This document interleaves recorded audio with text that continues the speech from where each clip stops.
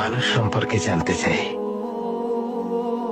পৃথিবীতে মানুষ হলো সৃষ্টিকর্তার মোহর। বৃক্ষ, পাখি, পাহাড়, মহাসমুদ্র, নদী, এগুলো কেন?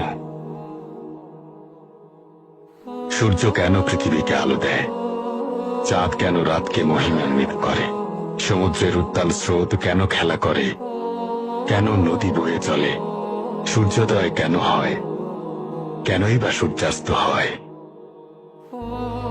সবই মানুষের জন্য। পৃথিবীর সমস্ত সৌন্দর্য এবং যত চমক, সবকিছুর ব্যবস্থা শুধুমাত্র মানুষের জন্য, মানুষের বেঁচে থাকার জন্য, মানুষের সুখ ও শান্তির জন্য, মানুষের শুকরিয়া আদায়ের জন্য।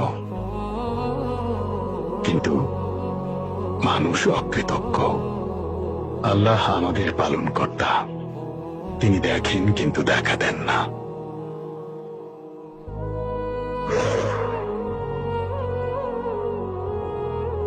এই নিঃশ্বাস যদি না নেওয়া যেত, মানুষ এখানে থাকতো না। কিন্তু আমরা সত্য দেখতে পাই না, আল্লাহকে স্মরণ করি না, ভাবি আমরাই ক্ষমতার অধিকারী। আল্লাহ আমাদের কৃতজ্ঞ বান্দা হওয়ার তৌফিক দান করুন। আমিন।